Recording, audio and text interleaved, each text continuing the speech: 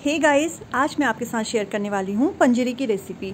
पंजरी की रेसिपी अलग अलग तरीके से बनाई जाती है, जैसे कि ड्राई फ्रूट्स की पंजरी, आटे की पंजरी, धनिया की पंजरी। तो आज मैं जो आपके साथ पंजरी की रेसिपी शेयर कर रही हूँ वो है ड्राई फ्रूट्स की पंजरी। तो चलिए स्टार्ट करते हैं।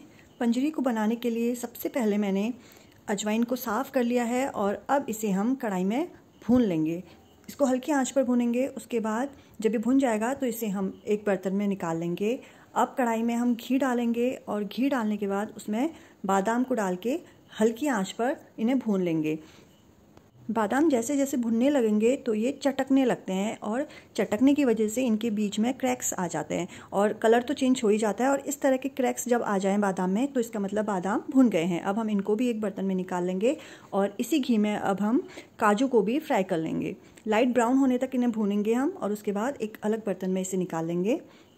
अब मैंने किशमिश लिए हैं तो इनको भी मैं घी में हल्की आंच में फ्राई कर लूँगी। जब हम किशमिश को फ्राई करते हैं तो ये फूलने लगते हैं और अंगूर की तरह शेप ले लेते हैं, बिल्कुल इस तरह। तो किशमिश भी मेरे भून के तैयार हो गए हैं तो इनको भी हम बाहर निकाल लेंगे, एक अलग बर्तन में रख लेंगे। उसके बाद ये मैंने गोंद लिया है, ये खाने वाला गोंद है। आपको कहीं भी किसी पंसारी की दुकान में या फिर मॉल में इजीली मिल जाएगा। इसे एडिबल गम भी कहते हैं। इसको हम हल्की आंच में ही भूनेंगे। जब गोंद को हम हल्की आंच में भूनते हैं तो ये फूलने लगता है, इस तरह से फूलता है। और इसको हमने हल्की आंच में ही भूनना है क्योंकि अगर हम तेज़ आंच में भूनेंगे तो ये अंदर से कच्चा रह जाएगा और जिससे कि खाने में ये हमारे दांतों में चिपकता है। अगर गोंद एक बार भूनने पर भी अगर कच्चा रह जाए तो आप उसे तोड़कर 2 या 3 शिफ्ट में भी अच्छे से लो फ्लेम पर भून सकते हैं, इससे ये अच्छे से भुन जाएगा। यहाँ पर मेरा गोंद अच्छे से फूल भी गया है और ब्राउन भी हो गया है। तो इस पोजीशन में मैं अब इसको एक अलग बर्तन में निकाल लूँगी और इसके बाद हम कढ़ाई में घी डालेंगे और उसमें मखानों को लो टू मीडियम फ्लेम में रोस्ट कर लेंगे, जिससे कि ये थोड़े से क्रिस्पी हो जाएंगे और खाने में अच्छे लगेंगे।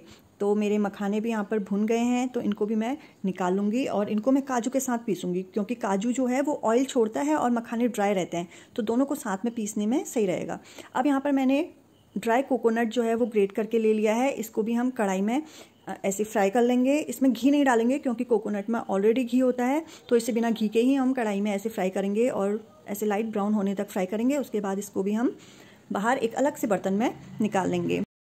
यहाँ पर गोंद भी हमारा ठंडा हो गया है तो इसे इस तरह से हाथों से दबा के हम चेक कर लेंगे। देखिए ये आसानी से टूट जा रहा है, तो इसका मतलब ये अंदर तक अच्छे से फ्राई हो रखा है।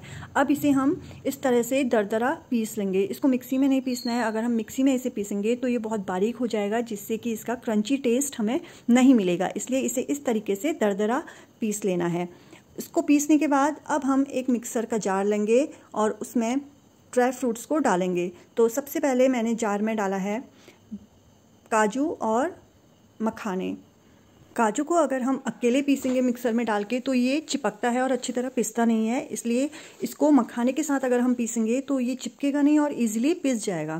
तो ये देखिए यहाँ पर मखाने और काजू का पाउडर रेडी हो गया है, तो इसको अब मैं एक बर्तन में निकाल लूँगी। इसी तरह धीरे धीरे हम सारे ड्राई फ्रूट्स को मिक्सर में पीस लेंगे। इसके बाद मैंने लिया है यहाँ पर बादाम और इसके साथ में डालूँगी यहाँ पर अजवाइन और भुना हुआ सूखा नारियल। इसको भी हम पीस लेंगे और थोड़ा सा नारियल मैं यहाँ पर बचा दूंगी, जिसको मैं बाद में यूज़ करूँगी।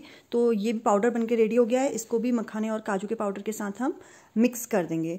इसके बाद अगर आपके पास बूरा है तो आप उसको यूज़ कर सकते हैं, नहीं तो आप चीनी को भी इसी तरह मिक्सर में पीस के इस्तेमाल कर सकते हैं। तो मैंने यहाँ पर शुगर ले ली है, या आप अपने टेस्ट के हिसाब से ले सकते हैं, कम या फिर ज़्यादा। यहाँ पर शुगर भी मेरी पिस गई है तो इसको भी उसी मिक्सचर में हम ऐड कर लेंगे। और ये मेरा गोंद है जो मैंने थोड़ा सा हल्का सा ऐसे क्रश कर लिया था, तो इसको भी हम इसमें ऐड करेंगे। और ये किशमिश भी मैंने इसी में ऐड कर दिया है। अब इन सबको आपस में अच्छे से मिला लेंगे। मिलाने के बाद जो मैंने थोड़ा सा नारियल बचाया था सूखा हुआ, उससे अपनी इस रेसिपी को गार्निश कर लेंगे। अगर आपको ये रेसिपी पसंद आई तो इसे लाइक करें, शेयर करें और चैनल को सब्सक्राइब ज़रूर करें। Thank you.